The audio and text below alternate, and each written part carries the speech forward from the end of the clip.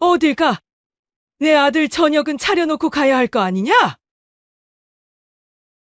그날 현관문을 잡고 있던 제 손이 부들부들 떨렸습니다. 위독하다는 연락을 받고 혼이 나간 며느리에게 시어머니가 던진 건 위로가 아니었습니다. 꼬깃꼬깃한 앞치마였죠. 사람이 죽어간다는데 자기가 낳은 자식 밥이 며느리의 친정엄마 목숨보다 중요했을까요? 저는 그날 30년 동안 쓰고 있던 착한 며느리라는 가면이 내 얼굴 가죽과 함께 뜯겨나가는 고통을 느꼈습니다. 그리고 깨달았죠. 이 집구석에는 사람이 살고 있지 않다는 것을요.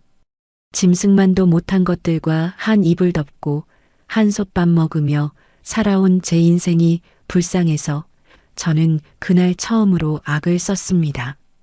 이바구 시작 전에 구독과 좋아요 부탁드리며 끝까지 함께 해주세요.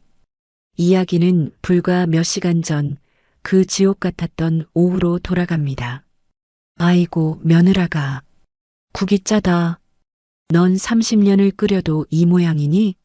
식탁 머리에 앉은 시어머니 김 여사는 숟가락을 탁 내려놓으며 미간을 찌푸렸습니다. 콩나물국이 짭짤하다는 타박. 어제 술 처먹고 들어온 아들 속 풀라고 끓인 국이었습니다. 정작 술 먹은 당사자인 남편 민철은 소파에 벌러덩 누워 코까지 골며 자고 있는데 새벽부터 일어나 해장국 끓인 저만 죄인이 되어 있었습니다. 죄송해요, 어머니. 물 좀 더 부을게요. 됐다. 입맛 버렸다. 너 일부러 그러지? 나 엿먹으라고? 저는 아무 대꾸도 하지 않고 국그릇을 걷었습니다. 대꾸해봐야 싸움만 나고 싸움이 나면 결국 어디 여자가 어른한테 말대꾸냐며 남편까지 가세에 저를 쥐잡듯 잡을 게 뻔했으니까요. 동네 사람들은 저를 보고 곰이라고 했습니다. 남편이 노름으로 집문서를 날려먹었을 때도 시어머니가 며느리 예물까지 몰래 팔아먹었을 때도 저는 묵묵히 식당 설거지를 나가빚을 갚았습니다. 친정엄마가 늘 그러셨거든요. 정수가 여자가 참아야 집안이 평안한 거다. 내가 좀만 더 고생해라. 다 지나간다. 그놈의 다 지나간다는 말만 믿고 버틴 세월이었습니다. 친정엄마는 당신 딸이 이혼녀 소리 듣는 게 죽기보다 싫으셨던 겁니다. 그래서 저는 엄마 가슴에 못 박기 싫어 내 가슴이 썩어 문드러지는 줄도 모르고 살았습니다. 그날 오후도 그랬습니다. 시어머니의 잔소리를 뒤로하고 설거지를 하고 있는데 거실에서 남편의 전화 통화 소리가 들렸습니다. 아, 글쎄. 조금만 기다려보라니까. 이번에 우리 마누라가 적금 타는 거 내가 어떻게든 손을 써서 심장이 쿵 내려앉았습니다. 또 도박 빚이구나. 이번 달에 만기되는 제 적금은 어떻게 알았는지 귀신같이 냄새를 맡고 또 사달을 낼 작정인 겁니다. 고무장갑을 낀 손이 부들부들 떨렸습니다. 당장 달려가서 소리를 지르고 싶었지만 시어머니가 안방에서 나오실까봐 입술만 꽉 깨물었습니다. 그때였습니다. 식탁 위에 올려둔 제 핸드폰이 요란하게 울리기 시작한 건 발신자는 요양병원이었습니다. 네, 여보세요. 김정숙님 보호자 되시죠? 지금 어머님 상태가 급격히 안 좋아지셨어요. 산소 포화도가 계속 떨어지는데 마음의 준비를 하시고 지금 바로 오셔야겠습니다. 오늘 밤을 넘기기 힘드실 것 같아요. 수화기 너머 간호사의 목소리가 동굴 속에서 들리는 것처럼 웅웅거렸습니다. 오늘 밤을 넘기기 힘들다니? 지난주 면회 갔을 때만 해도 서방 밥 잘 챙겨줘라 하며 내 손을 꼭 잡아주던 엄마였습니다. 갑자기 왜? 지금 바로 갈게요. 선생님, 제발 조금만 버티게 해주세요. 전화를 끊자마자 다리가 풀려 주저앉을 뻔했습니다. 눈앞이 하얘지고 숨이 잘 쉬어지지 않았습니다. 설거지통에 담긴 그릇들이 달그락거리며 부딪혔지만 그런 건 눈에 들어오지도 않았습니다. 빨리 가야 한다. 엄마가 기다린다. 이 생각 하나뿐이었습니다. 저는 젖은 손을 앞치마에 대충 문지르고 안방으로 뛰어들어갔습니다. 장롱을 열어 외투를 꺼내 입는데 손이 어찌나 떨리는지 단추 하나를 채우는데도 한참이 걸렸습니다. 거울 속에 비친 제 얼굴은 핏기 하나 없이 창백했습니다. 어딜 그렇게 부산스럽게 움직여? 정신 사납게. 거실 소파에서 TV 채널을 돌리던 남편이 곁눈질로 저를 훑으며 툭 내뱉었습니다. 엄마가 위독하시대. 지금 당장 오래. 제 목소리는 염소처럼 떨리고 있었습니다. 그런데 남편의 반응이 가관이었습니다. 놀라거나 걱정하는 기색은커녕 TV에서 눈도 떼지 않은 채 시큰둥하게 대꾸하는 겁니다. 장모님? 저번에도 위독하다더니 멀쩡하게 살아나셨잖아. 병원 놈들 괜히 겁주는 거야. 오버하지 마. 아니야, 이번엔 진짜래. 오늘 밤 넘기기 힘들대. 나 차키 좀 줘. 빨리 가봐야 해. 차키? 차는 내가 써야지. 이따 저녁에 약속 있어. 약속이 중요해? 사람이 죽는다잖아. 엄마가 날 찾는다잖아. 제가 처음으로 언성을 높이자 그제야 남편이 인상을 쓰며 저를 쳐다봤습니다. 마치 키우던 개가 짖는 걸 본 주인처럼 황당하고 기분 나쁘다는 표정이었습니다. 이 여자가 돌았나? 어디서 소리를 질러? 그리고 당신 가면 저녁밥은? 엄마 식사는 어쩌고? 기가 막혀서 말이 나오지 않았습니다. 그때 안방 문이 벌컥 열리더니 시어머니가 튀어나왔습니다. 낮잠을 주무시다 제 고함에 깬 모양이었습니다. 무슨 일이냐? 시끄러워서 잘 수가 있어야지. 며느라기 너는 왜 옷을 그따위로 입고 서 있어? 어머니, 친정엄마가 위독하시대요. 저 지금 가봐야 해요. 죄송해요. 저 먼저 갈게요. 저는 신발장으로 달려가 구두를 꺼냈습니다. 마음이 급해 신발 뒤축을 꺾어 신으며 현관문을 열려는데 등 뒤에서 시어머니의 날카로운 목소리가 날아와 꽂혔습니다. 어딜 가? 내 아들 저녁은 차려놓고 가야 할 거 아니냐? 저는 제 귀를 의심했습니다. 현관 손잡이를 잡은 채 굳어버렸습니다. 천천히 고개를 돌려 시어머니를 봤습니다. 노인네는 허리에 손을 얹고 저를 쏘아보고 있었습니다. 어머니, 사람이 죽는다잖아요. 제 엄마가 죽는다잖아요. 죽을 때 되면 다 죽는 거야. 가는 사람이고 산 사람은 살아야지. 지금 시간이 몇 시냐? 5시다. 저녁 준비할 시간 아니냐?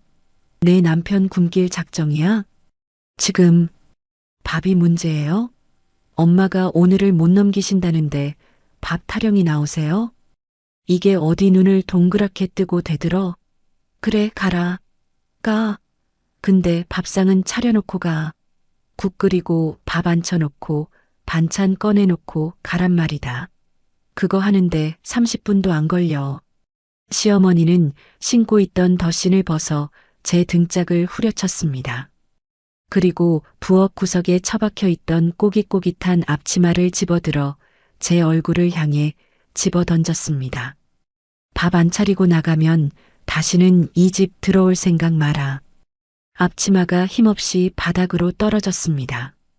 그 낡고 더러운 천 조각이 마치 제 인생 같아서 저는 입술을 깨물어 피가 맺힐 지경이었습니다. 이 사람들에게 나는 며느리가 아니라 그저 밥 차려주는 기계였던 겁니다. 아니, 기계가 고장나면 고치기라도 하죠.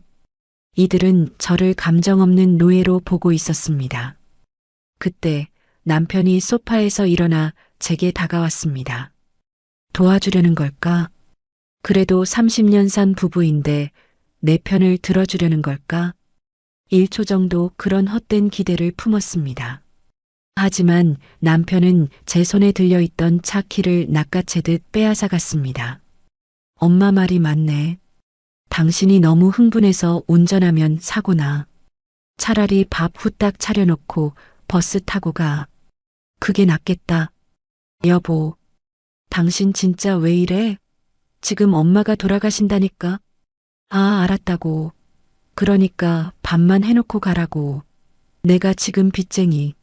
아니, 친구 만나러 가야 해서 차가 필요해서 그래. 남편의 입에서 빚쟁이라는 단어가 튀어나오려다 들어갔습니다.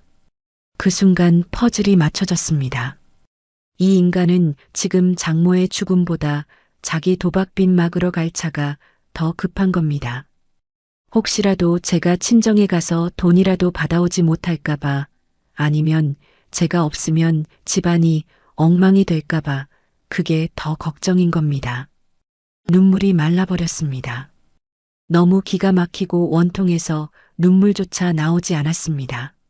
저는 바닥에 떨어진 앞치마를 내려다보았습니다.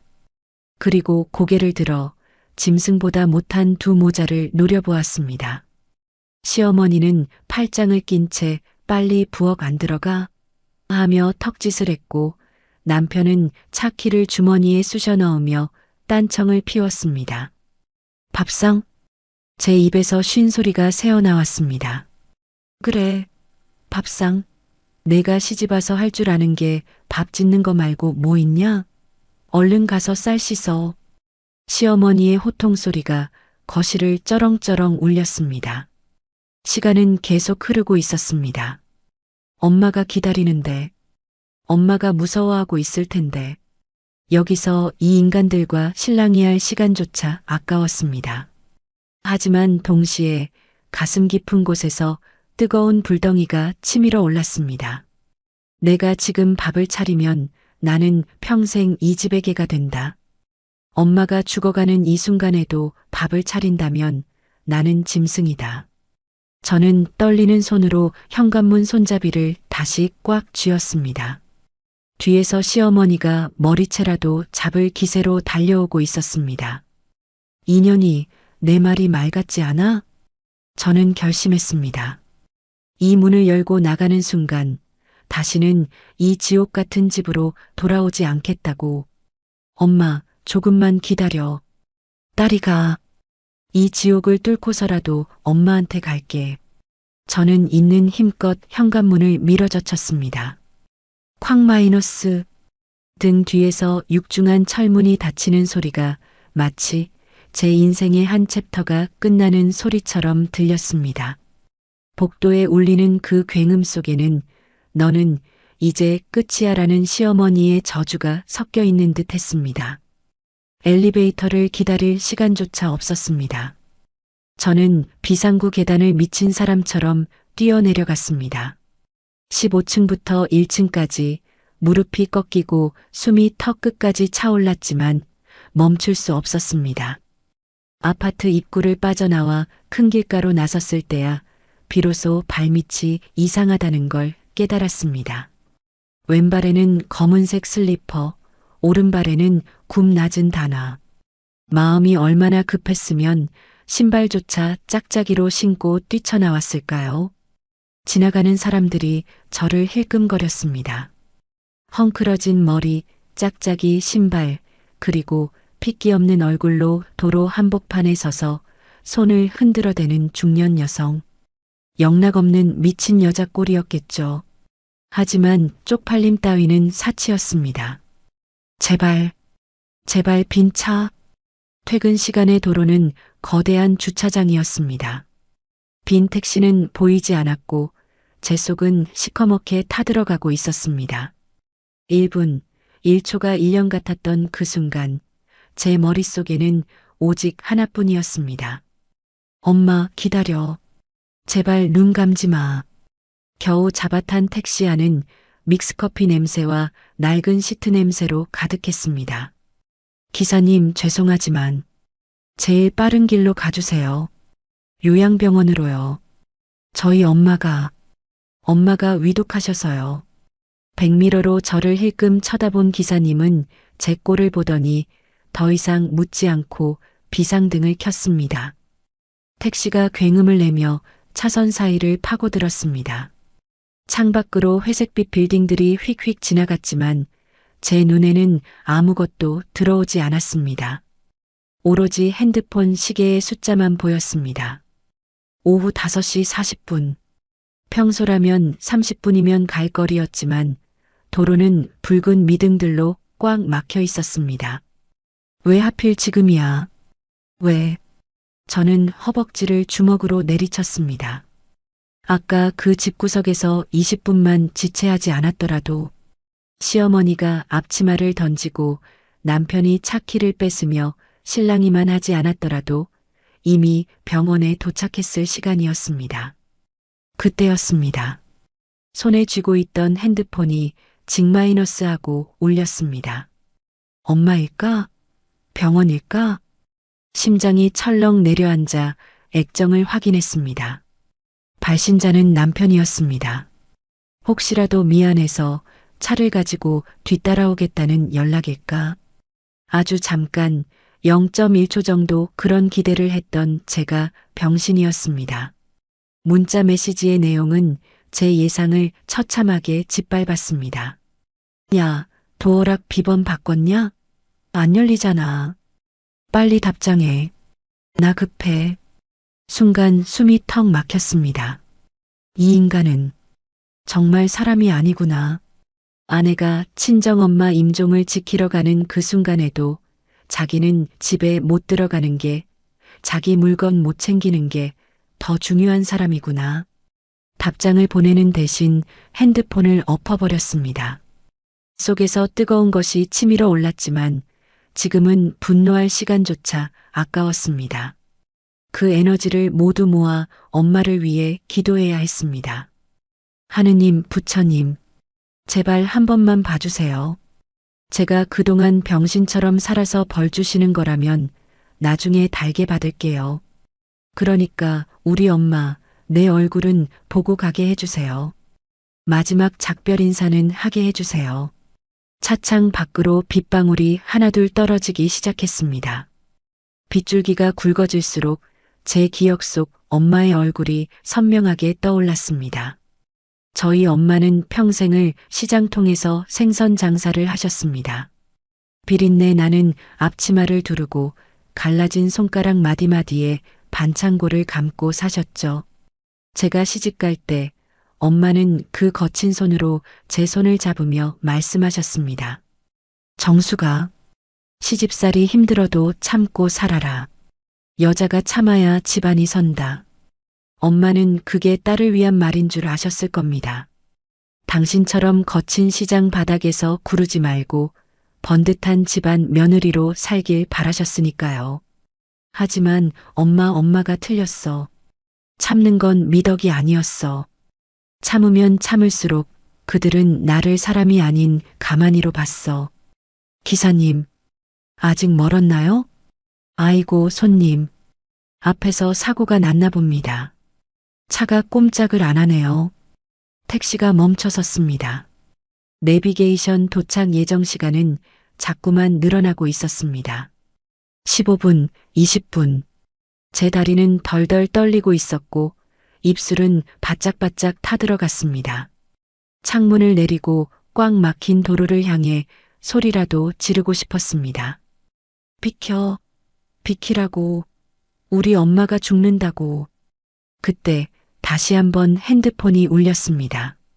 이번엔 문자가 아니었습니다. 전화였습니다. 액정에 뜬 이름은 사랑요양병원. 심장이 멈추는 것 같다는 표현은 관용구가 아니었습니다. 정말로 심장이 쿵 하고 바닥으로 떨어져 박살나는 느낌이었습니다. 떨리는 손가락으로 통화 버튼을 눌렀습니다. 여보세요? 수화기 너머로 짧은 침묵이 흘렀습니다. 그 1초의 침묵이 저에게는 사형 선고와도 같았습니다. 김정숙님 보호자분 되십니까? 네, 가고 있어요. 지금 바로 앞이에요. 다 왔어요. 제 목소리는 비명에 가까웠습니다. 아직 도착하려면 멀었지만 그렇게라도 말하면 시간을 되돌릴 수 있을 것 같았습니다. 하지만 의사의 목소리는 사무적이고 차분하고 그리고 잔인했습니다. 죄송합니다. 환자분 방금 운명하셨습니다. 심폐소생술을 시도했지만 바이탈이 돌아오지 않았습니다. 사망 시각 오후 6시 10분입니다. 세상의 모든 소리가 차단되었습니다. 빗소리도 택시 기사님의 라디오 소리도 경적도 들리지 않았습니다. 멍한 정적 속에 오직 운명하셨습니다라는 단어만이 메아리처럼 귓가에 맴돌았습니다. 거짓말. 거짓말이죠? 선생님, 저 아직 못 갔어요. 엄마가 저 기다린다고 했단 말이에요. 딸년 얼굴도 안 보고 가실 분 아니에요. 보호자분 진정하시고. 안 돼. 엄마, 안 돼. 저는 달리는 택시 안에서 짐승처럼 울부짖었습니다. 핸드폰을 가슴에 품고 차창에 머리를 찌우며 통곡했습니다. 기사님이 놀라서 백미러를 보며 안절부절 못했지만 제 눈에는 아무것도 보이지 않았습니다. 엄마가 갔대. 나를 두고 갔대. 내가 그 집구석에서 밥상 타령 듣고 있는 동안, 내가 차키 뺏기고 신랑이 하는 그 더러운 시간 동안 엄마는 혼자서 차가운 병실 천장만 보다가 갔대. 엄마, 잘못했어. 내가 잘못했어. 엄마 미안해. 제 울음소리가 택시 안을 가득 채웠습니다. 가슴을 주먹으로 아무리 내리쳐도 숨이 쉬어지지 않았습니다. 억울해서, 분해서, 그리고 너무나 미안해서 엄마가 마지막 순간에 얼마나 나를 기다렸을까. 문이 열릴 때마다 얼마나 기대를 했을까. 그러다 결국 오지 않는 딸을 기다리다 홀로 눈을 감았을 그 외로움이 뼈에 사무쳤습니다. 택시는 야속하게도 엄마가 떠나고 10분이 지나서야 병원 응급실 앞에 도착했습니다.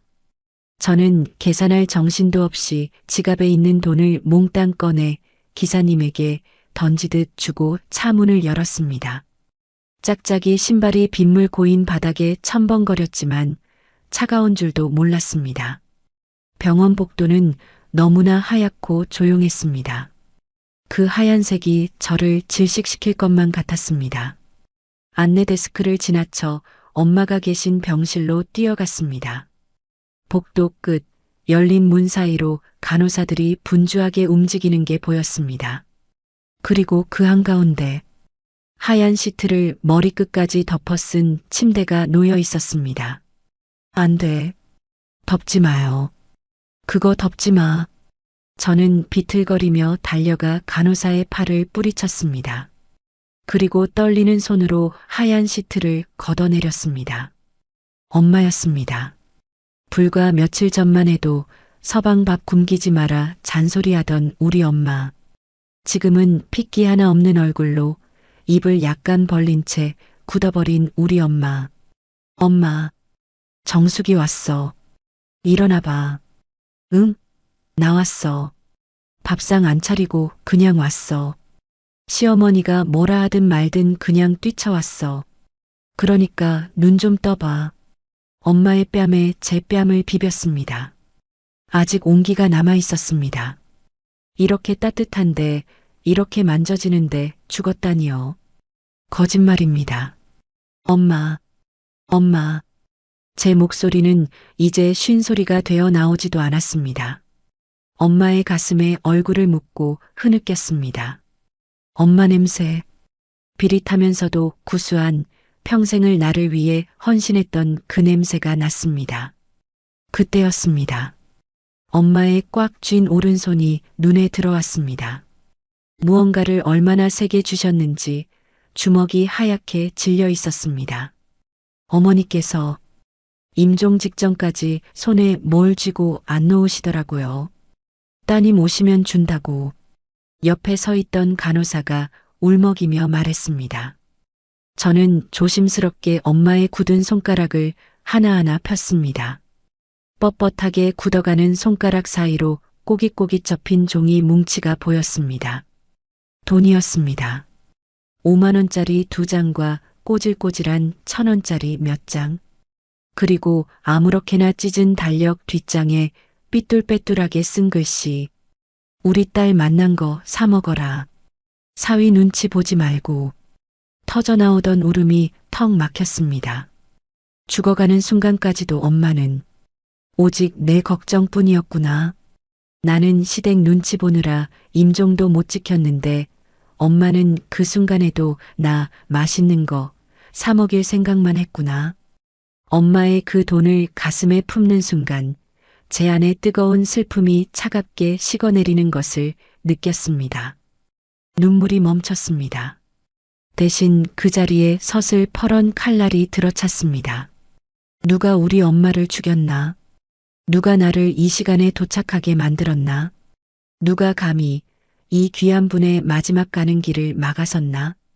주머니 속에서 다시 핸드폰이 진동했습니다. 이번에도 남편이었습니다. 액정 위로 남편이라는 2글자가 뜰 때마다 구역질이 올라왔습니다. 저는 전화를 받지 않았습니다. 아니, 영원히 받지 않을 것입니다. 저는 엄마의 식어가는 손을 꽉 잡았습니다. 그리고 차갑게 굳어버린 엄마의 귀에 대고 지옥에서 돌아온 악기처럼 나지막이 속삭였습니다. 엄마, 잘 가. 나 이제 곰처럼 안 살아. 엄마 눈에 눈물 낸 그 인간들. 내가 피눈물 흘리게 해줄게. 두고 봐. 내가 어떻게 하는지. 영안실의 차가운 공기 속에서 저는 짝짝이 신발을 신은 채 홀로 서 있었습니다. 하지만 저는 더 이상 예전의 김정숙이 아니었습니다. 그래서 조의금 들어온 건 누가 관리하기로 했어? 그 목소리가 들리는 순간 국화향으로 가득했던 빈소에서 역겨운 냄새가 진동하는 것 같았습니다. 3일. 엄마가 떠나고 장례를 치르는 그 3일 동안 남편과 시어머니는 코빼기도 비치지 않았습니다. 첫날은 갑자기 몸살기가 있다는 핑계였고 둘째 날은 중요한 모임이 잡혔다는 말도 안 되는 변명이었습니다. 상주인 사위가 장모 빈소에 오지 않는다는 게 말이 됩니까? 친척들과 조문객들이 수군거렸습니다. 아니, 김서방은 왜 안 보여? 시댁 어른들은? 사돈이 돌아가셨는데 안 오셨어? 저는 그때마다 죄인처럼 고개를 숙이고 거짓말을 해야 했습니다. 남편이 지방 출장 중이라서요. 곧 올 거예요. 시어머니가 거동이 불편하셔서. 거동이 불편하긴요. 며느리 등짝 후려칠 힘은 넘치던 분이었습니다. 제 속은 숯검정처럼 타들어갔지만 엄마 가시는 길에 소란 피우고 싶지 않아 입술을 깨물며 버텼습니다. 그런데 발인 전날 밤 그들이 나타났습니다. 검은색 정장을 입긴 했지만 표정에는 슬픔이라곤 한 톨도 없었습니다. 오히려 오랜만에 외식 나온 사람들처럼 뻔뻔한 얼굴들이었죠. 남편 민철은 들어오자마자 영정 사진을 향해 대충 고개를 까닥하더니 곧바로 제 옆으로 와서 속삭였습니다. 야, 사람들 많이 왔냐? 아까 보니까 화환도 꽤 들어오던데. 왜 대답이 없어? 너 아직도 삐졌냐? 아니, 장모님 돌아가신 게 내 탓은 아니잖아. 연세 드셔서 가신 걸 어쩌라고. 저는 대꾸할 가치도 없어 무시하고 육개장 그릇을 날랐습니다. 그런데 이번엔 시어머니가 제 팔을 낚아챘습니다. 예, 정신 차려라. 이럴 때일수록 돈 계산 똑바로 해야 해. 부조금 함 열쇠 어딨니? 어머니, 오시자마자 돈 얘기세요? 그럼 어떡하니? 산 사람은 살아야지. 그리고 너 장례 비용은 어떻게 했어? 내 친정 오빠는 외국 나가서 못 온다며. 그럼 내가 다 낸 거야? 그 돈이 어디 있어서? 시어머니의 눈동자가 탐욕스럽게 번들거렸습니다. 엄마의 죽음을 애도하러 온 게 아니라 혹시라도 며느리가 딴 주머니 찰까봐 감시하러 온 것이었습니다. 제가 알아서 했어요. 어머니 신경 쓰실 일 아니에요. 뭐, 알아서 해. 내가 돈이 어디 있어. 혹시 쌈짓돈 숨겨둔 거 있었냐? 아니면 사돈이 뭐 남겨준 거라도 있어? 소름이 돋았습니다. 엄마가 마지막 순간까지 쥐고 있던 꼬깃꼬깃한 돈 뭉치가 생각나서, 그리고 이 사람들이 엄마의 유산까지 넘볼까봐 덜컥 겁이 났습니다. 없어요. 그런 거. 제발 조용히 좀 하세요. 손님들 봐요. 저는 황급히 자리를 피했습니다. 하지만 그들은 끈질겼습니다. 조문객들이 뜸해진 새벽, 남편은 아예 부조금 정산하는 방까지 따라 들어왔습니다. 여보, 내가 좀 도와줄게. 당신 힘들잖아. 필요 없어. 나가. 에이, 왜 그래. 우리 사이에. 사실, 내가 급한 불만 끄면 되거든. 이번에 들어온 부조금, 일단 나 좀 쓰자. 내가 나중에 이자 쳐서 갚을게. 응? 드디어 본색을 드러냈습니다. 엄마 장례식 부조금으로 도박빚을 갚겠다는 심산이었습니다. 사람의 탈을 쓰고 어떻게 저런 말을 할 수 있을까요? 엄마 영정 사진이 바로 저 밖에 있는데, 저는 돈을 세던 손을 멈추고 천천히 고개를 들었습니다. 눈앞에 있는 남편의 얼굴이 낯설게 느껴졌습니다. 30년을 같이 살았는데 오늘따라 저 남자의 눈빛, 입가에 묻은 기름기, 비굴한 웃음까지 모든 게 끔찍하게 혐오스러웠습니다. 당신, 정말 쓰레기구나. 뭐, 야, 말 다 했어? 남편한테 쓰레기라니. 엄마 장례식이야. 내 엄마 장례식이라고. 어떻게 여기서 돈 달라는 소리가 나와? 당신이 사람이야? 아니, 산 사람은 살아야 할 거 아니야. 장모님은 이미 돌아가셨고 나는 지금 빚쟁이들한테 시달려 죽게 생겼는데. 나가. 뭐? 나가라고. 내 눈앞에서 꺼져. 제가 소리를 지르며 돈 봉투가 든 상자를 품에 안았습니다. 그 서슬 퍼런 기세에 놀랐는지 아니면 밖에서 사람들이 웅성거리는 소리가 들려서인지 남편은 흠칫 물러섰습니다. 아, 알았어. 조용히 좀 해. 쪽팔리게 진짜. 나중에 다시 얘기해. 어차피 그 돈 다 우리 돈이잖아. 남편은 투덜거리며 방을 나갔습니다. 문이 닫히고 홀로 남겨진 방 안. 저는 부조금 봉투들을 끌어안고 소리 죽여 울었습니다. 엄마, 보고 있어? 내가 저런 놈을 남편이라고. 저런 놈 믿고 30년을 엄마 속 썩이며 살았어. 미안해, 엄마. 정말 미안해. 그날 밤 저는 한숨도 자지 못했습니다. 새벽녘 텅 빈 빈소에 홀로 앉아 엄마의 영정 사진을 바라보았습니다. 향 연기 너머 엄마가 웃고 계셨습니다. 정수가, 이제 그만 참아라. 엄마의 목소리가 들리는 것 같았습니다. 지난 30년 저는 참는 게 이기는 것이라 믿었습니다.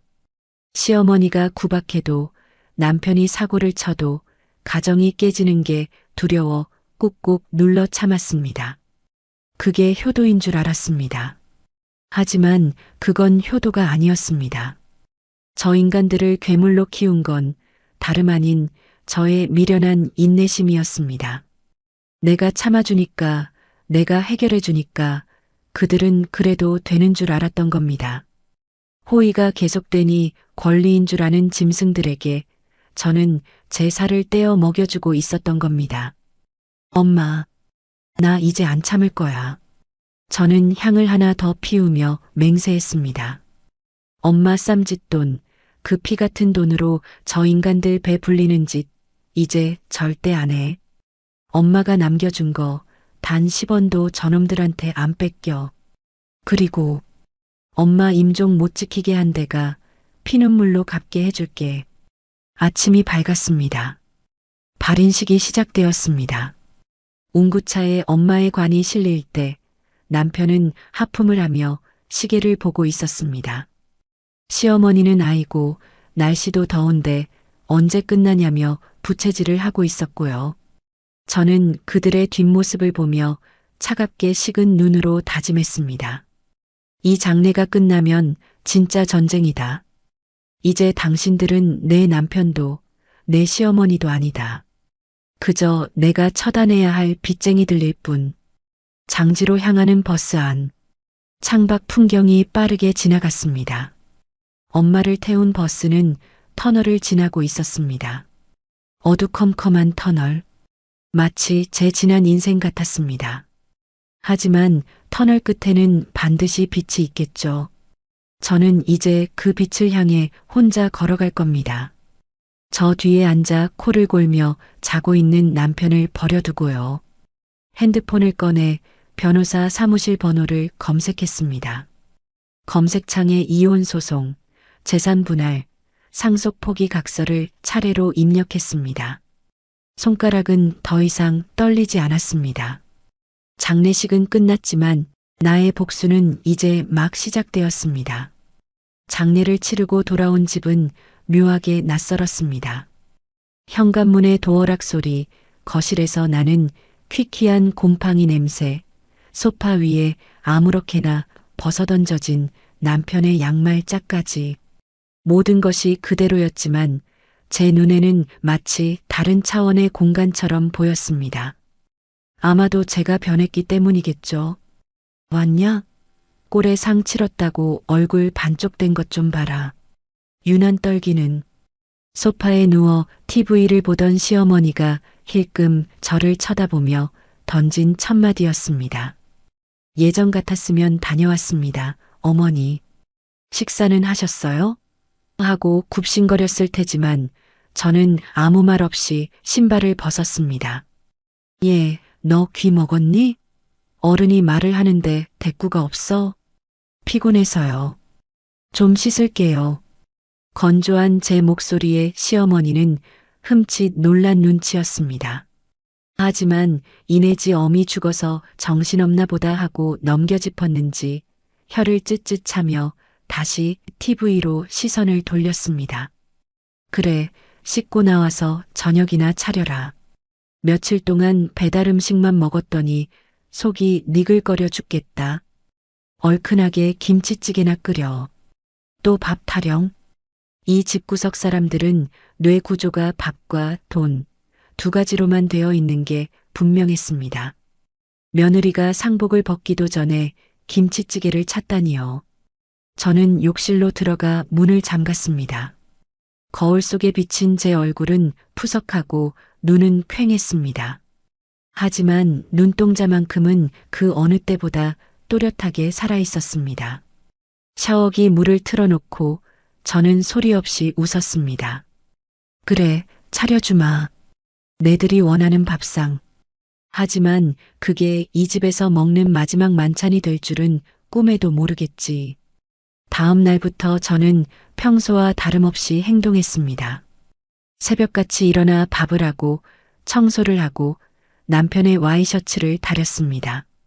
겉으로 보기엔 완벽하게 예전의 곰 같은 며느리로 돌아온 것 같았을 겁니다. 하지만 그건 철저한 위장이었습니다. 남편이 출근하고 사실 출근이랄 것도 없는 도박판 출근이지만 시어머니가 노인정에 마실을 나가는 순간 저는 첩보 요원처럼 움직였습니다.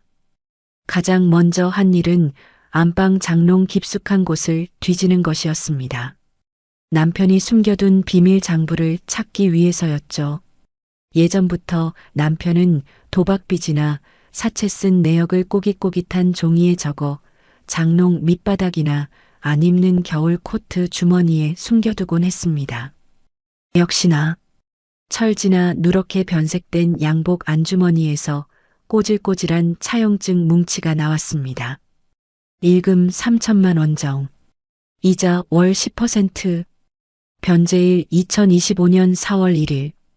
각서 이번에도 못 갚으면 신체 포기. 기가 막혀서 헛웃음이 나왔습니다. 제 몰래 또 3천만 원이나 빌렸었더군요. 그것도 악명 높은 사채업자에게. 날짜를 보니 엄마 장례식 직전이었습니다. 엄마가 위독하다는 전화를 받았을 때 남편이 왜 그렇게 차키에 집착했는지, 왜 조이금에 눈독을 들였는지 모든 퍼즐이 맞춰졌습니다. 이 인간은 지금 벼랑 끝에 서 있는 겁니다. 그리고 그 벼랑에서 떨어지지 않으려고 제 친정 엄마의 조이금이라는 동아줄을 잡으려 했던 거고요. 더러운 놈. 저는 차용증들을 핸드폰으로 하나하나 찍었습니다. 그리고 조용히 제자리에 넣어두었습니다. 아직은 때가 아니니까요. 오후에는 변호사 사무실을 찾았습니다. 장례식장에서 검색해둔 이혼 전문 변호사였습니다. 선생님, 최대한 빠르고 최대한 잔인하게 끝내고 싶습니다. 제 말에 변호사님은 안경을 고쳤으며 서류를 훑어보았습니다. 남편분의 유책 사유는 차고 넘칩니다. 도박, 폭언, 경제적 무능력, 그리고 무엇보다 장모님 임종과 장례식에서의 패륜적 행위. 이건 위자료 청구 소송에서도 아주 유리하게 작용할 겁니다. 문제는 재산 분할인데요. 지금 살고 있는 아파트요. 그거 명의는 시어머니로 되어 있지만 사실상 대출금이랑 생활비는 제가 다 냈어요. 그리고 저는 가방에서 낡은 통장 하나를 꺼냈습니다. 엄마가 돌아가시기 전 장롱 속에 숨겨두셨던 그 통장입니다. 유품을 정리하다 발견한 것인데 내용을 보고 저는 억장이 무너지는 줄 알았습니다. 통장 메모란에는 이렇게 적혀 있었습니다. 사위 사고 친 거 마금, 시어머니 병원비, 민철이 차 할부금, 엄마는 제게 생활비를 보태주신 게 아니었습니다. 사위가 사고 칠 때마다, 시댁에 돈 들어갈 때마다 딸이 기죽을까봐, 딸이 구박받을까봐 뒤에서 몰래 돈을 대주셨던 겁니다. 그 돈이 무려 2억이 넘었습니다. 생선 비린내 맡아가며 평생 모으신 전 재산이 점이 빠진 독 같은 시댁 구멍 메우는데 다 들어갔던 겁니다. 이거 증거가 될까요? 변호사님은 통장 내역을 꼼꼼히 보더니 고개를 끄덕였습니다. 이건 기여도를 입증하는 결정적 증거입니다. 시어머니 명의 아파트라 해도 실질적인 자금 출처가 친정어머니와 본인에게 있다는 걸 증명하면 재산 분할뿐만 아니라 부당이득 반환 청구까지 가능합니다. 게다가 이 채무 변제 내역들, 남편분이 도박 빚을 갚는 데 쓰였다면 이건 특유 재산 형성 기여가 아니라 부부 공동 생활비 범주를 넘어서는 악의적 낭비로 볼 수 있어요. 그럼 저 인간들 빈털터리로 만들 수 있나요? 빈털터리요? 그 이상이죠. 지금 남편분 앞으로 된 빚이 많다고 하셨죠? 이혼과 동시에 대개 수입으로 돌려막던 그 빚들이 터질 겁니다. 재산 분할로 아파트 지분까지 뺏기면 아마 길거리에 나앉는 건 시간 문제일 겁니다. 상담을 마치고 나오는 길, 발걸음이 날아갈 듯 가벼웠습니다. 하늘은 파랗고 바람은 시원했습니다. 지난 30년 동안 이 풍경을 제대로 즐겨본 적이 있었나 싶었습니다. 집으로 돌아오는 길에 부동산에 들렀습니다. 엄마가 남겨주신 마지막 유산. 그 돈으로 작은 상가 건물을 알아봤습니다. 엄마가 평생 하고 싶어 하셨던 반찬 가게. 이제 제가 하려고요. 제 이름으로 된 가게, 제 이름으로 된 통장, 그리고 제 인생. 저녁 식사 시간. 식탁 위에는 시어머니가 원하던 김치찌개가 보글보글 끓고 있었습니다. 이제야 좀 사람 사는 것 같네. 국물 맛이 좀 났다. 역시 여자가 집안 단도리를 해야지. 시어머니는 찌개 국물을 후루룩 마시며 만족스러운 표정을 지었습니다. 남편도 숟가락을 바쁘게 움직이며 눈치를 살폈습니다. 여보, 근데 장모님 유산 말이야. 정리 좀 됐어? 드디어 나왔습니다. 하루를 못 참고 또 돈 얘기. 아직요. 정리 중이에요. 아니, 변호사 쓸 거 뭐 있어? 그냥 우리가 알아서 하면 되지. 복잡하게 돈 쓰지 말고 나한테 맡겨. 내가 은행 쪽 아는 사람이 있어서 싹 정리해 줄게. 어차피 당신 명의로 돌려놔야 세금 문제도 해결되고. 말도 안 되는 헛소리를 짓거리며 남편은 제 눈치를 살살 봤습니다. 아마 속으로는 이 여자가 아직 내 빚 모르는구나. 적당히 구슬려서 돈 빼내야지 하고 있겠죠. 저는 밥그릇을 내려놓고 빤히 남편을 쳐다봤습니다. 왜? 뭐 할 말 있어? 아니, 당신 참 열심히 산다 싶어서. 그렇지? 내가 요즘 얼마나 열심히 하는데. 당신 호강시켜주려고 밤낮으로 뛰어다니잖아. 남편은 제 말이 칭찬인 줄 알고 어깨를 으쓱거렸습니다. 옆에서 시어머니도 거들었습니다. 그래, 우리 민철이 같은 남편 없다. 너한테 끔찍하잖니. 이번에 상 치를 때도 봐라. 얼마나 듬직하더냐. 듬직? 장례식장에 와서 부조금 탐내던 게 듬직입니까? 저는 입꼬리를 살짝 올리며 웃어주었습니다. 네, 어머니. 정말 듬직하죠. 그래서 저도 보답을 좀 하려고요. 보답? 무슨 보답? 두 사람의 눈이 호기심으로 반짝거렸습니다. 혹시 엄마 유산으로 차라도 바꿔줄까, 용돈이라도 두둑이 줄까 기대하는 눈빛이 역력했습니다. 며칠만 기다려보세요. 깜짝 놀라실 거예요. 아주 큰 선물을 준비했거든요. 아이고, 우리 며느리 철들었네. 그래, 그래야지. 부부는 일심동체고 시댁이 잘 돼야 친정도 편안한 법이야. 시어머니는 신이 나서 김치찌개 고기를 건져 남편 밥그릇에 올려주었습니다. 남편은 입이 귀에 걸려 밥을 퍼먹었습니다. 많이 드세요. 그게 당신들이 이 집에서 마음 편히 먹는 마지막 밥일 테니까. 저는 그날 밤 제 방 서랍 깊숙한 곳에 보관해 둔 서류 봉투를 꺼내 확인했습니다. 이혼 소장, 부당이득 반환 청구 소장, 가압류 신청서, 모든 서류의 작성은 끝났습니다. 도장은 찍혔고 증거 자료는 완벽하게 첨부되었습니다. 제출만 하면 끝입니다. 디데이는 내일 모레 남편의 생일날입니다.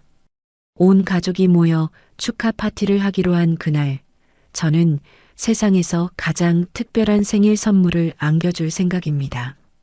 잠자리에 들기 전 엄마 사진을 꺼내 보았습니다. 사진 속 엄마는 여전히 환하게 웃고 계셨습니다. 엄마, 조금만 기다려. 다 왔어. 창밖에는 비가 내리고 있었습니다. 폭풍우가 몰아치기 직전의 고요함. 그 정막 속에서 저는 잠을 청했습니다. 내일은 아주 바쁜 하루가 될 테니까요. 제 심장은 그 어느 때보다 차갑고 또 뜨겁게 뛰고 있었습니다. 침대 옆 남편이 코를 골며 자고 있었습니다. 그 무방비한 얼굴을 보며 생각했습니다. 당신이 믿고 있는 그 보험금 말이야. 그거 지난달에 실효된 거 알지? 당신이 도박하느라 보험료 2달 밀려서 해지 예고장 날아왔을 때 내가 일부러 안 냈거든. 그리고 내 명의로 된 보험은 이미 수익자 변경 다 해놨어. 당신이 챙길 수 있는 건 이제 아무것도 없어. 잘 자둬, 여보. 꿈속에서라도 실컷 웃어둬. 깨어나면 진짜 지옥이 기다리고 있을 테니까. 생일 축하합니다. 생일 축하합니다. 사랑하는 우리 민철 씨 생일 축하합니다. 거실에 경쾌한 박수 소리가 울려 퍼졌습니다. 식탁 위에는 남편이 좋아하는 갈비찜, 잡채, 미역국이 김을 모락모락 피우며 차려져 있었습니다. 시어머니는 흐뭇한 표정으로 며느리가 차린 진수성찬을 훑어보았고 남편 민철은 고깔 모자를 쓰고 아이처럼 들떠 있었습니다. 이야, 우리 마누라 솜씨 죽이네. 역시 내조의 여왕이야. 아침부터 고생했어. 남편이 케이크에 촛불을 껐습니다. 하얀 연기가 피어오르며 매캐한 냄새가 코를 찔렀습니다. 그 연기 사이로 보이는 남편의 웃는 얼굴이 제 눈에는 마치 먹잇감을 앞에 둔 돼지처럼 보였습니다. 자, 이제 선물 증정식 해야지. 당신이 준비했다는 그 큰 선물 말이야. 남편이 손을 내밀며 기대에 찬 눈빛을 보냈습니다. 시어머니도 젓가락을 든 채 눈을 반짝였습니다. 그래, 얘. 뭐니? 집 문서니? 아니면 차키니? 저는 식탁 아래에 두었던 두툼한 서류 봉투를 꺼내 식탁 위에 올려놓았습니다. 쿵 하는 묵직한 소리가 식탁 위의 정적을 갈랐습니다. 여기요. 당신이 그토록 원하던 거. 뭐야? 땅 문서야? 남편이 허겁지겁 봉투를 낚아채 뜯었습니다. 종이 뭉치를 꺼내 펼쳐든 남편의 입꼬리가 귀에 걸렸다가 1초, 2초. 시간이 지날수록 서서히 굳어지기 시작했습니다. 이혼 소장, 위자료 청구 소송, 재산 분할 및 부당이득 반환 청구. 남편의 눈동자가 지진 난 것처럼 흔들렸습니다. 이게 뭐야? 이혼? 소송? 뭐라고? 이혼? 시어머니가 먹던 갈비찜을 떨어뜨리며 소리쳤습니다. 미쳤어? 너 돌았니? 생일날 이게 무슨 재수 없는 짓이야. 저는 차분하게 자리에서 일어나 식탁 모서리를 짚고 두 사람을 내려다보았습니다. 지난 30년 동안 저를 짓눌렀던 그 높고 거대해 보였던 사람들이 지금은 한없이 작고 초라해 보였습니다. 재수 없죠? 네, 재수 없으라고 드리는 거예요. 평생 잊지 못할 생일 선물 되시라고. 김정숙, 너 지금 장난해? 엄마 유산 좀 생겼다고 눈에 뵈는 게 없어? 남편이 서류를 바닥에 내동댕이 치며 벌떡 일어났습니다. 얼굴이 불그락푸르락해서 삿대질을 해대는데 하나도 무섭지가 않았습니다. 오히려 가소로웠습니다. 유산? 그래, 그 얘기 잘 나왔네. 저는 또 다른 서류 한 장을 꺼내 남편 얼굴 앞에 들이밀었습니다. 바로 엄마가 남긴 낡은 통장 사본이었습니다. 이거 봐. 똑똑히 봐. 이게 뭔데? 내가 작년에 도박하다 날린 3천만 원, 재작년에 사고 쳐서 합의금으로 쓴 2천만 원, 그리고 내 엄마 병원비, 내 차 할부금. 그거 다 어디서 났게? 그거야 당신이 식당 일해서 번 돈이랑 적금 깬 거. 착각하지 마. 내가 식당 설거지에서 번 돈으로 그 큰 돈을 어떻게 막아? 그거 다 우리 엄마 쌈짓돈이었어. 뭐?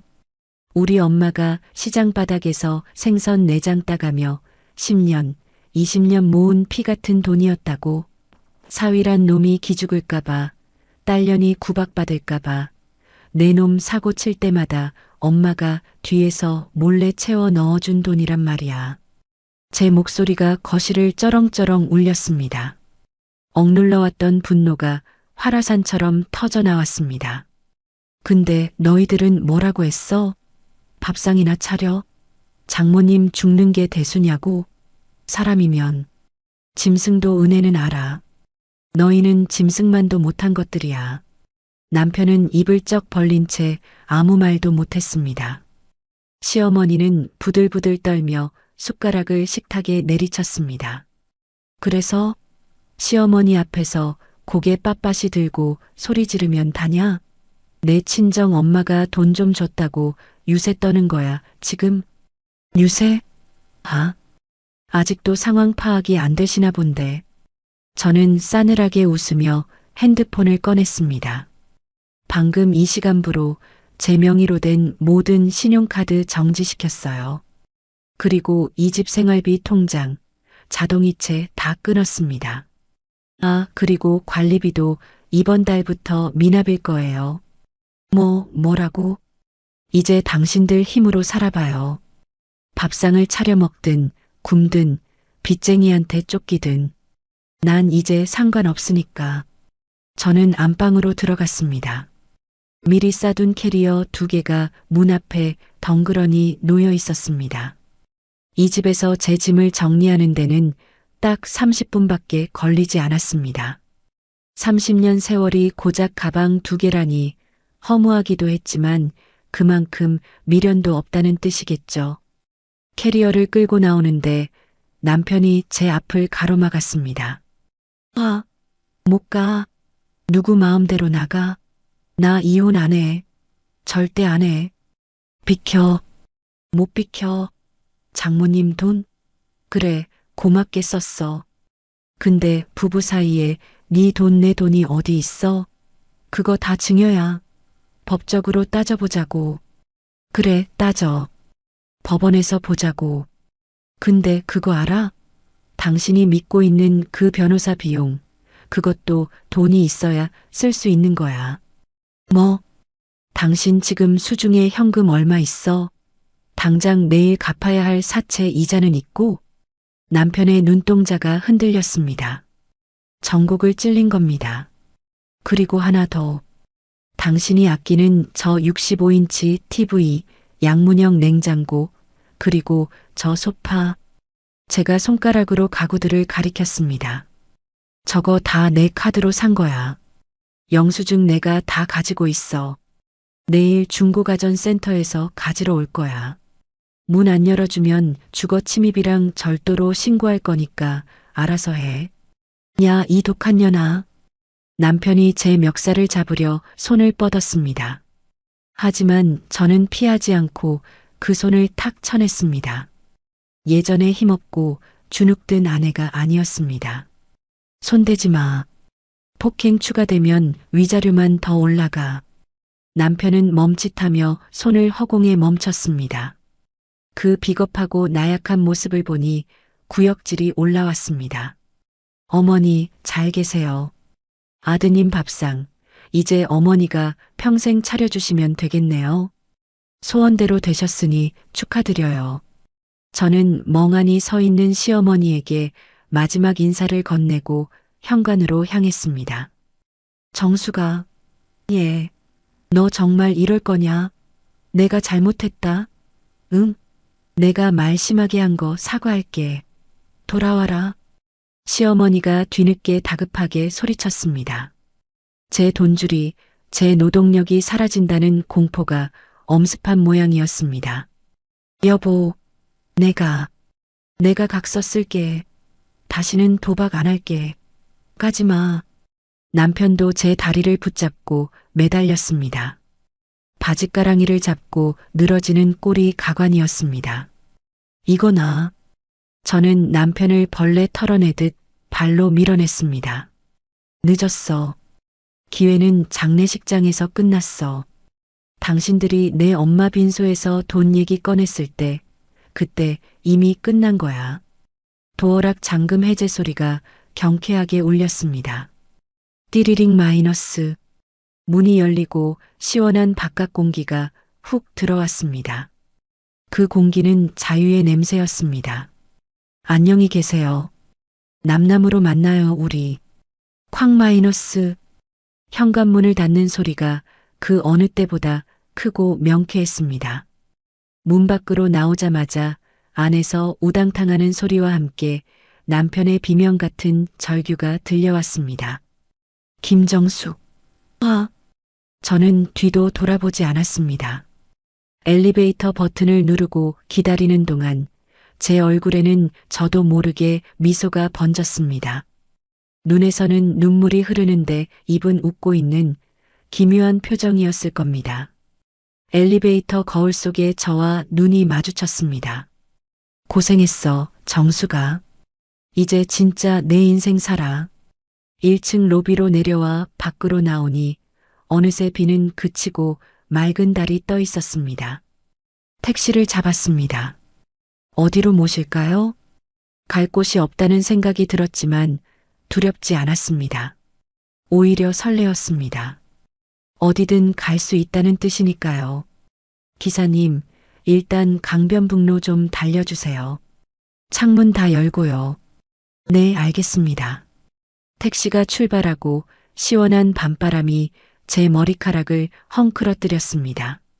저는 가방에서 핸드폰을 꺼냈습니다. 그리고 저장된 이름들을 하나씩 수정했습니다. 시어머니 피고일, 남편 피고일, 그리고 차단 버튼을 눌렀습니다. 이제 그들은 제 세상에서 완전히 삭제되었습니다. 남은 건 법정이라는 링 위에서의 싸움뿐. 하지만 걱정하지 않습니다. 제 곁에는 엄마가 남겨준 든든한 방패유산화, 제가 갈고 닦은 창증거이 있으니까요. 엄마 봤지? 나 시원하게 한 방 먹였어. 이제 시작이야. 밤하늘의 달이 엄마 얼굴처럼 환하게 저를 비추고 있었습니다. 으악, 내 TV, 내 냉장고. 안 돼, 이놈들아. 다음 날 아침 아파트 복도가 떠나가라 시어머니의 비명소리가 울려 퍼졌습니다. 하지만 파란 조끼를 입은 인부들은 꿈쩍도 하지 않았습니다. 그들은 능숙한 솜씨로 65인치 TV를 벽에서 떼어내고 양문형 냉장고를 현관 밖으로 밀어냈습니다.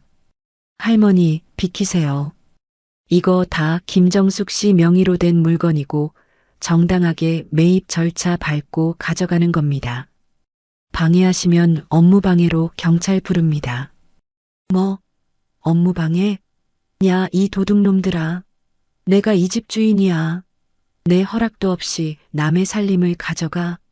시어머니가 인부의 팔을 물어뜯을 기세로 매달렸지만 남편 민철은 구석에 쭈그리고 앉아 머리를 감싸쥐고만 있었습니다. 어젯밤 술을 얼마나 퍼마셨는지 술 냄새가 진동했고 눈은 퀭하니 풀려 있었습니다. 아, 민철아, 너 뭐하고 있어? 내 마누라가 보낸 깡패들이 내 살림 다 털어가는데 보고만 있을 거야? 아, 엄마 좀 시끄러워. 머리 깨질 것 같아. 이 등신 같은 놈, 사내 새끼가 되어서 마누라 하나 단속 못해서 이 꼴을 당해? 애구구, 내 팔자야. 시어머니는 바닥을 치며 통곡했습니다. 하지만 인부들은 냉정했습니다.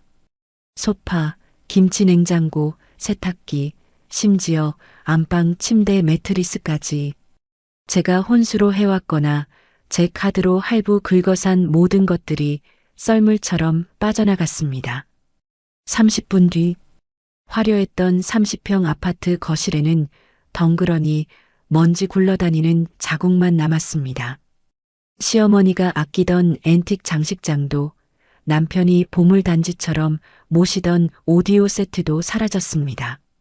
남은 건 낡은 식탁 하나와 색이 바랜 방석 몇 개뿐. 집은 순식간에 폐가처럼 변했습니다. 그 시각 저는 강남의 한 변호사 사무실에서 따뜻한 커피를 마시고 있었습니다. 네, 방금 가전제품 수거 완료했다고 연락받았습니다. 중고 매입 대금은 의뢰인 계좌로 입금될 겁니다. 변호사님의 말에 저는 창밖을 바라보며 미소 지었습니다. 생각보다 일 처리가 빠르네요. 속이 다 시원합니다. 이제 시작입니다. 오늘 오후에는 가압류 집행관들이 방문할 겁니다. 남편분 채무가 워낙 많아서 아마 사채업자들도 냄새 맡고 움직일 텐데요. 타이밍이 기가 막히게 겹치겠군요. 상관없어요. 그들이 겪을 지옥, 제가 알 바 아니니까요. 저는 핸드폰을 꺼내 은행 앱을 켰습니다. 입금 350만 원 중고센터. 제 피땀 어린 돈으로 샀던 물건들 헐값에 팔아치웠지만 아깝지 않았습니다. 그 돈으로 제 새 출발을 위한 그릇이나 사야겠습니다. 다시 시댁. 아니, 그 집 상황입니다. 점심때가 지나자 배에서 꼬르륵 소리가 났습니다. 시어머니는 텅 빈 부엌을 서성거렸습니다. 냉장고가 사라진 자리에는 콘센트 구멍만 휑하게 뚫려 있었습니다. 민철아, 밥 없냐? 배고파 죽겠다. 며느리 그년이 쌀통까지 가져갔나 보다. 독한 년. 아, 몰라. 시켜 먹어. 짜장면이나 시켜. 남편은 방바닥에 누워 핸드폰만 만지작거렸습니다. 배달앱을 켜고 주문 버튼을 눌렀지만 곧바로 결제 실패 잔액 부족 알림이 떴습니다.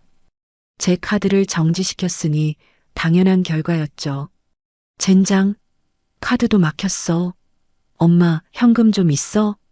내가 현금이 어딨냐? 내가 저번에 다 가져갔잖아. 노름빚 갚는다고. 아, 진짜. 그럼 굴무라는 거야 뭐야? 서로에게 고함을 지르며 삿대질을 하던 그때였습니다. 쾅, 쾅, 쾅. 현관문이 부서질 듯 울렸습니다. 초인종 소리도 아니고 주먹으로 철문을 내려치는 둔탁한 소리였습니다. 김민철, 안에 있는 거 다 알아. 문 열어. 걸걸한 남자의 목소리. 남편의 얼굴이 사색이 되었습니다. 왔다. 그놈들이야. 누구냐? 사채업자. 엄마, 조용히 해. 없는 척해. 제발. 남편은 벌벌 떨며 안방 장롱 속으로 기어 들어갔습니다. 시어머니는 영문도 모른 채 거실 한복판에 서서 덜덜 떨었습니다. 띠리링 마이너스. 도어락이 해제되는 소리가 났습니다. 비밀번호? 바꿀 정신도 없었을 테니 당연히 0000이나 1234였겠죠. 문이 열리고 덩치 큰 남자 셋이 구둣발로 거실에 들어섰습니다. 아이고, 집구석 꼬라지 봐라. 벌써 털렸네. 가장 앞에 선 남자가 껌을 씹으며 비아냥거렸습니다. 험상궂은 얼굴에 금목걸이를 한 그는 텅 빈 거실을 둘러보며 혀를 찼습니다. 누구세요? 남의 집에 신발 신고. 시어머니가 기어 들어가는 목소리로 항의하자 남자가 씩 웃으며 다가왔습니다. 할머니, 저 기억 안 나요?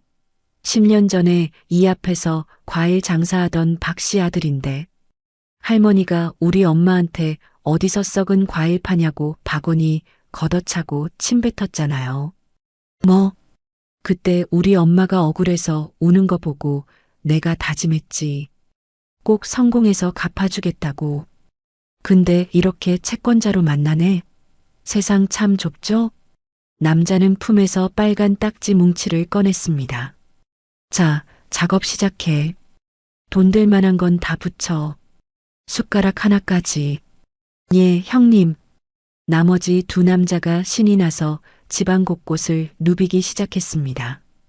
그나마 남아있던 낡은 식탁, 시어머니의 화장대, 그리고 장롱문까지 빨간 딱지가 덕지덕지 붙었습니다. 안 돼. 이건 내 거야. 우리 영감 제사상에 올리는 촛대라고. 시어머니가 유기 촛대를 뺏으려 하자 남자가 가볍게 밀쳤습니다. 시어머니는 힘없이 바닥에 나뒹굴었습니다.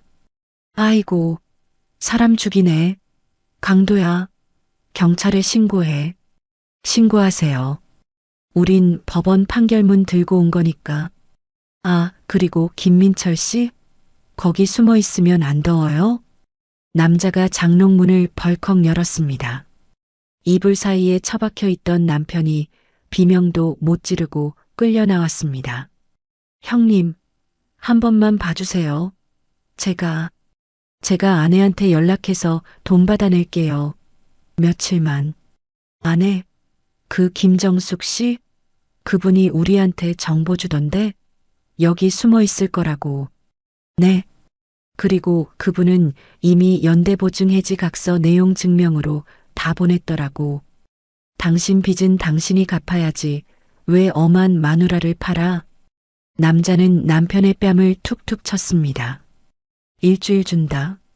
일주일 안에 3천 안 갚으면 이 집 경매 넘기고 너희 모자는 길바닥이야. 알겠어? 사채업자들이 폭풍처럼 휩쓸고 간 뒤 집안은 정적이 감돌았습니다. 빨간 딱지가 붙은 가구들 사이로 저녁 노을이 붉게 스며들었습니다. 마치 피처럼 붉은 빛이었습니다. 이게 무슨 꼴이냐? 시어머니는 바닥에 주저앉아 넋을 잃었습니다. 남편은 퉁퉁 부은 뺨을 감싸 쥐고 훌쩍거렸습니다. 엄마, 배고파. 밥 좀 줘. 이 미친놈아. 지금 밥이 넘어가냐? 내 마누라 어디 갔어? 당장 잡아와. 무릎 꿇고 빌어서라도 데려오란 말이야. 전화 안 받는데 어떡해? 차단했다잖아. 그럼 찾아가야지. 친정이든 어디든 뒤져서라도 데려와야 할 거 아니야. 돈줄 끊기니까 아주 죽겠다 내가. 그때 현관문에 꽂혀 있던 고지서 뭉치가 눈에 들어왔습니다. 단전 예고장, 도시가스 공급 중단 안내. 이미 3개월이나 밀려 있었던 겁니다. 제가 관리비 통장에서 자동이체를 해지한 건 이번 달이지만 그 전부터 남편이 제 몰래 공과금 낼 돈을 빼돌려 썼던 모양입니다. 불도 끊긴대. 남편이 종이를 떨구며 중얼거렸습니다. 해가 지고 어둠이 깔리기 시작했습니다. 스위치를 눌러봤지만 전등은 들어오지 않았습니다. 정말로 전기가 끊긴 겁니다. 어둠 속에서 두 사람은 서로의 얼굴도 제대로 보지 못한 채 앉아 있었습니다. 냉장고도 TV도 불빛도 없는 집. 그곳은 더 이상 스위트홈이 아니라 무덤이었습니다. 같은 시각 저는 시내가 한눈에 내려다 보이는 호텔 라운지에 있었습니다. 엄마의 유산 중 일부로 작은 오피스텔을 얻기 전까지 며칠간은 저를 위해 사치를 부리기로 했습니다. 와인 한 잔 더 드릴까요? 네, 주세요. 레드 와인으로요. 웨이터가 따라주는 붉은 와인을 보며 생각했습니다. 지금쯤 그들은 뭘 하고 있을까? 아마 칠흑 같은 어둠 속에서 서로를 원망하며 헐뜯고 있겠지. 배고픔에 지쳐 먹다 남은 과자 부스러기라도 찾고 있을까? 통쾌했습니다. 하지만 한편으로는 서글펐습니다. 저런 인간들과 30년을 살았다니. 내 인생의 절반을 저런 쓰레기통에 처박혀 살았다니. 엄마가 보고 싶었습니다. 엄마, 나 잘하고 있는 거 맞지? 엄마가 준 돈 이렇게 써서 미안해. 하지만 나 너무 행복해. 아니, 이제야 숨을 쉬는 것 같아. 핸드폰을 꺼내 차단된 메시지함을 열어보았습니다. 역시나 남편과 시어머니에게서 온 문자가 수십 통 쌓여 있었습니다. 여보, 내가 잘못했어. 제발 돌아와. 정수가 애미가 죽을 죄를 졌다. 와, 너 어디야? 당장 안 와? 경찰에 신고한다. 여보, 사채업자 왔었어. 나 무서워. 살려줘. 애원하다가 화내다가 협박하다가 다시 비는 꼴이라니. 일관성도 없고 진심도 없는 텍스트 쪼가리들. 저는 모두 삭제 버튼을 눌렀습니다. 그들의 존재가 제 핸드폰에서 그리고 제 인생에서 깨끗하게 지워지는 순간이었습니다. 다시 어둠 속의 아파트. 시어머니가 주섬주섬 뭔가를 찾았습니다. 아까 사채업자가 발로 찼던 빨간 딱지 붙은 유기 촛대였습니다. 그리고 제사 때 쓰다 남은 양초 하나를 찾아 불을 붙였습니다. 작은 촛불 하나가 겨우 거실을 밝혔습니다. 그 희미한 불빛 아래 모자는 초라한 밥상을 마주했습니다. 찬장에서 찾아낸 식은 밥 한 덩이와 냉장고 구석에 처박혀 있던 쉰 김치 쪼가리. 엄마, 나 배고파. 남편이 쉰 김치를 손으로 집어먹으며 울먹였습니다. 처먹어라, 처먹어. 내가 싼 똥 내가 치우지도 못하고. 에휴. 시어머니는 촛불을 멍하니 바라보며 중얼거렸습니다. 정숙이 그년이 밥상 하나는 기가 막히게 차렸는데 따뜻한 찌개에 갓 지은 밥 냄새. 그게 당연한 줄 알았지. 그게 호강인 줄 모르고 뒤늦은 후회였습니다. 하지만 버스, 아니 택시는 이미 떠났습니다. 그것도 아주 멀리 다시는 돌아오지 않을 곳으로. 촛불이 위태롭게 흔들렸습니다. 마치 이 집안의 운명처럼. 바람 앞에 등불, 꺼지기 직전의 마지막 발악처럼. 남편은 밥알을 씹으며 눈물을 뚝뚝 흘렸습니다. 그 눈물의 의미는 무엇이었을까요? 아내에 대한 미안함? 아니면 자신의 처지에 대한 불쌍함? 아마도 후자였을 겁니다. 끝까지 이기적인 인간들이니까요. 여보, 보고 싶다. 남편의 입에서 나온 그 역겨운 고백이 어둠 속에 흩어졌습니다. 어서 오세요. 엄마의 부엌입니다. 경쾌한 풍경 소리와 함께 가게 문이 열렸습니다. 향긋한 나물 무침 냄새와 고소한 참기름 향이 가게 안을 가득 채우고 있었습니다. 사장님, 여기 멸치볶음이랑 더덕무침 좀 줘요. 저번에 사갔는데 우리 며느리가 너무 맛있다고 난리네. 어머, 정말요? 고마워라. 제가 덤으로 파김치 좀 더 넣어드릴게요. 저는 하얀 위생 모자에 깔끔한 앞치마를 두르고 손님들을 맞이했습니다. 거울 속에 비친 제 얼굴은 1년 전 그 칙칙하고 그늘졌던 김정숙이 아니었습니다. 피부에는 윤기가 흘렀고 입가에는 여유로운 미소가 떠나지 않았습니다. 엄마가 남겨주신 유산 2억 원. 그 돈은 단순한 종이 조각이 아니었습니다. 엄마가 제게 선물해준 날개였습니다. 저는 그 돈으로 작은 상가 1층에 반찬 가게를 열었습니다. 이름은 엄마의 부엌. 엄마가 평생 간직했던 손맛 레시피를 되살려 만든 반찬들은 오픈 한 달 만에 입소문을 타고 대박이 났습니다. 사장님, 이거 방송 한번 타야 하는 거 아니에요? 맛이 예술인데? 단골 손님의 칭찬에 저는 수줍게 웃었습니다. 통장에는 매달 찍히는 수익금이 차곡차곡 쌓여갔고 퇴근 후에는 나를 위해 요가를 다니고 주말에는 꽃꽂이를 배웠습니다.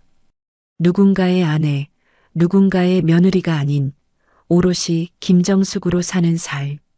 그것은 달콤했고 짜릿했습니다. 엄마, 보고 있어? 나 이렇게 잘 살아. 엄마 덕분에. 반면 도시의 화려한 불빛이 닿지 않는 저 밑바닥. 곰팡이 핀 벽지와 퀴퀴한 냄새가 진동하는 5평짜리 쪽방. 아이고 삭신이야. 비가 오려나 무릎이 쑤셔 죽겠네. 김 여사 아니 이제는 그저 폐지 줍는 노인이 된 전 시어머니가 끙끙 앓는 소리를 냈습니다. 1년 전만 해도 30평 아파트에서 며느리가 차려주는 밥상을 받던 그녀의 모습은 온데간데 없었습니다. 머리는 산발이었고 손톱 밑에는 때가 껴 있었습니다. 엄마 밥 없어? 나 배고파. 이불 속에서 부스스 일어난 남편 민철이 칭얼거렸습니다. 1년 전 아파트 경매로 쫓겨난 뒤 두 사람은 이 좁은 고시원 같은 쪽방촌으로 흘러들어왔습니다. 남편은 사채업자들의 독촉을 피해 일용직을 전전하다가 그마저도 힘들다며 방구석에 처박혀 술만 마시는 폐인이 되어 있었습니다. 밥이 하늘에서 떨어지냐? 내가 나가서 돈을 벌어와야 밥을 해먹을 거 아니냐? 아씨, 노가다 판도 요즘 일거리 없대. 엄마가 폐지판 돈 있잖아. 그걸로 라면이나 사 먹자. 이 미친놈아, 그게 무슨 돈이라고. 내 약값도 모자라 죽겠는데. 두 사람의 고함 소리가 얇은 벽을 타고 옆방으로 넘어갔습니다. 조용히 좀 합시다. 잠 좀 자게. 옆방 남자의 고함에 민철은 깨갱하며 목을 움츠렸습니다. 비참했습니다. 하지만 더 비참한 건 그들의 배고픔이었습니다. 정숙이 그녀는 잘 살고 있으려나.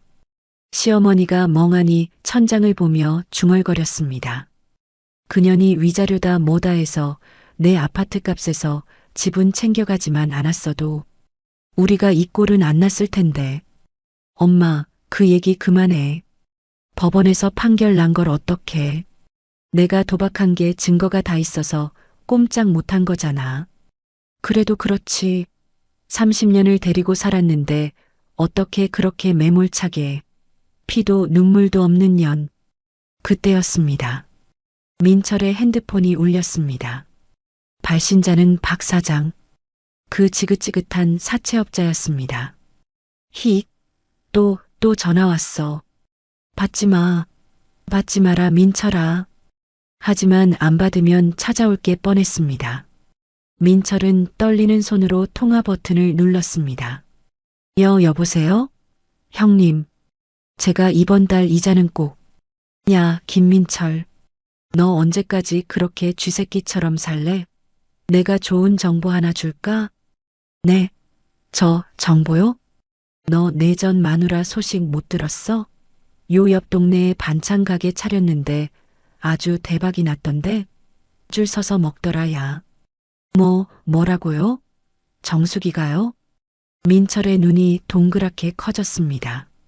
그 가게 권리금만 해도 억소리 나겠던데.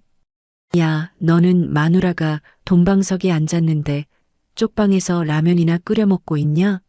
재주도 없다, 쯧쯧. 잘 좀 해봐라. 다시 합치면 내 돈도 갚고 너도 팔자 필 거 아니냐. 전화가 끊겼습니다. 민철의 심장이 쿵쾅거리기 시작했습니다.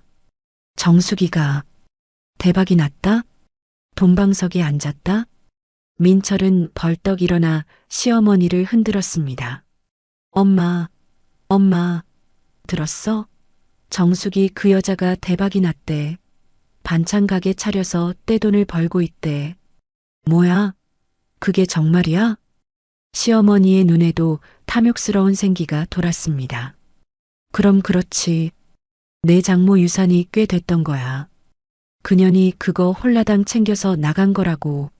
아이고 배야, 아이고 배야. 엄마, 이러고 있을 때가 아니야. 사채업자 형님이 그러는데 다시 합치면 팔자핀데. 그래, 부부 싸움 칼로 물백이잖아. 내가 가서 싹싹 빌면 받아주지 않을까? 30년 정이 있는데? 그럼, 암만 그렇고 말고, 여자는 늙으면 남편밖에 없는 거야. 그년도 혼자 살기 적적할 텐데, 우리가 가서 좀 달래주고 비비면 못 이기는 척 받아줄 거다. 두 모자는 서로 마주보며 희망에 찬, 아니 망상에 찌든 미소를 지었습니다. 쪽방의 퀴퀴한 냄새도 잊은 채 그들은 이미 정숙의 가게 카운터에 앉아 돈을 세는 상상을 하고 있었습니다. 가자, 민철아. 가서 우리 며느리 좀 데려오자. 아니, 내 돈 찾으러 가자. 그래, 엄마. 내가 꽃이라도 사들고 가야 하나? 아, 돈이 없지. 일단 그냥 가자. 가서 얼굴 보면 맘 약해질 거야. 그날 저녁 엄마의 부엌 앞 마감 청소를 하고 있던 저는 문득 등 뒤가 서늘해짐을 느꼈습니다. 유리창 너머 어둠 속에서 누군가 저를 뚫어지게 쳐다보는 시선이 느껴졌거든요. 고개를 돌려보니 가로등 불빛 아래 익숙한 듯 낯선 실루엣이 보였습니다. 허름한 등산 점퍼에 며칠 안 감은 듯한 떡진 머리, 그리고 잔뜩 구부정한 어깨. 하지만 그 눈빛만큼은 1년 전 제 조의금을 탐내던 그 눈빛과 똑같았습니다. 남편이었습니다. 아니, 전 남편 김민철. 그는 가게 안의 화려한 조명과 진열된 반찬들, 그리고 금고 정산을 하고 있는 제 손을 번갈아 보며 침을 꿀꺽 삼키고 있었습니다. 마치 성냥팔이 소녀가 부잣집 창문을 훔쳐보듯, 아니 굶주린 하이에나가 먹잇감을 노려보듯 말이죠. 저는 흠칫 놀랐지만 이내 평정심을 되찾았습니다. 올 줄 알았습니다. 언젠가는 냄새를 맡고 찾아올 거라고 예상했습니다. 저 인간들은 기생충이니까요. 숙주 없이는 못 사는, 피를 빨아먹어야만 사는 존재들이니까요. 저는 빗자루를 내려놓고 가게 문으로 다가갔습니다. 그리고 안에서 문을 잠그는 잠금 장치를 철컥 소리나게 돌렸습니다. 그 소리를 들었는지 유리창 밖에 민철이 움찔했습니다. 우리의 눈이 마주쳤습니다. 그는 저를 보자마자 비굴한 미소를 지으며 손을 흔들었습니다. 입모양으로 여보 나야라고 말하는 게 보였습니다. 역겨웠습니다. 1년 전 엄마 영정 앞에서 돈 달라고 징징대던 그 모습이 겹쳐 보였습니다. 저는 그를 향해 차갑게 웃어주었습니다. 비웃음이었습니다. 그리고 핸드폰을 들어 어딘가로 전화를 걸었습니다. 네, 여기 스토커가 찾아와서요. 접근 금지 명령 위반으로 신고하려고요. 제 입모양을 읽은 걸까요? 아니면 제 손에 들린 핸드폰 화면을 본 걸까요? 민철의 얼굴이 하얗게 질리더니 뒷걸음질 치기 시작했습니다. 하지만 도망가지는 않았습니다. 미련이 뚝뚝 떨어지는 눈으로 가게 주위를 맴돌았습니다. 그래, 맴돌아봐. 들어올 수는 없을 테니까. 저는 가게 불을 하나씩 껐습니다. 어둠 속에 홀로 남겨진 민철의 모습이 유리창에 비쳤습니다. 그 모습은 1년 전 제가 닫고 나온 현관문 뒤에서 절규하던 그 모습보다 더 처량하고 비참해 보였습니다. 가게 뒷문으로 나오며 저는 밤하늘을 올려다보았습니다. 별이 유난히 밝았습니다. 엄마, 나 잘하고 있지? 저 인간들, 이제 나한테 아무것도 아니야. 그냥 지나가는 벌레만도 못한 존재야. 내일은 더 바쁜 하루가 될 겁니다. 신메뉴 개발도 해야 하고 단체 주문도 들어왔으니까요. 제 인생은 이제 막 꽃피기 시작했습니다. 저 썩어가는 걸음 더미와는 완벽하게 분리된 향기로운 꽃밭에서 말이죠. 아, 김정숙, 문 열어. 내가 내 시어머니야. 다음 날 아침 가게 문을 열기도 전에 밖에서 고함 소리가 들렸습니다. 출근길 사람들이 웅성거리며 모여들었고 유리창 너머로 시어머니가 지팡이로 문을 쾅쾅 두드리는 게 보였습니다. 옆에는 남편 민철이 잔뜩 주눅든 표정으로 서 있었습니다. 올 것이 왔구나. 어제 남편을 신고하겠다고 으름장을 놓았지만 사채업자의 압박에 몰린 쥐들은 결국 고양이 앞이라도 나타나게 되어 있었습니다.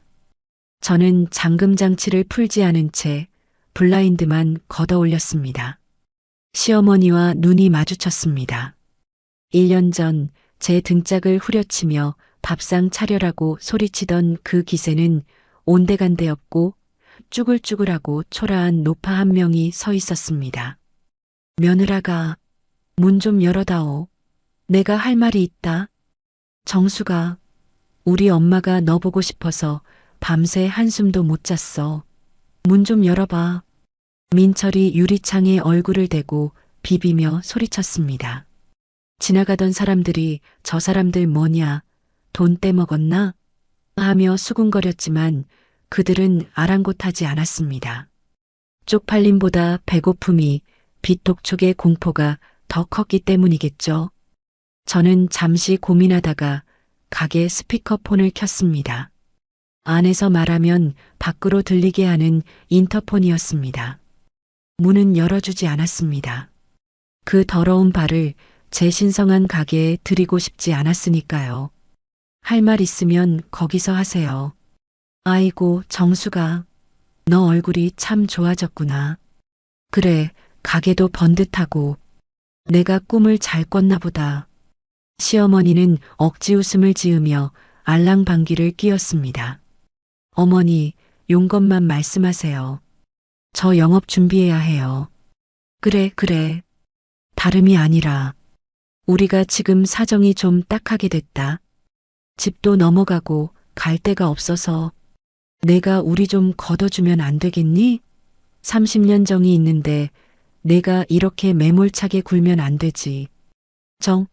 정이라고 하셨어요? 그래. 미운 정, 고운 정 다 들었잖니. 내가 그동안 널 얼마나 딸처럼 생각했는데. 딸처럼요?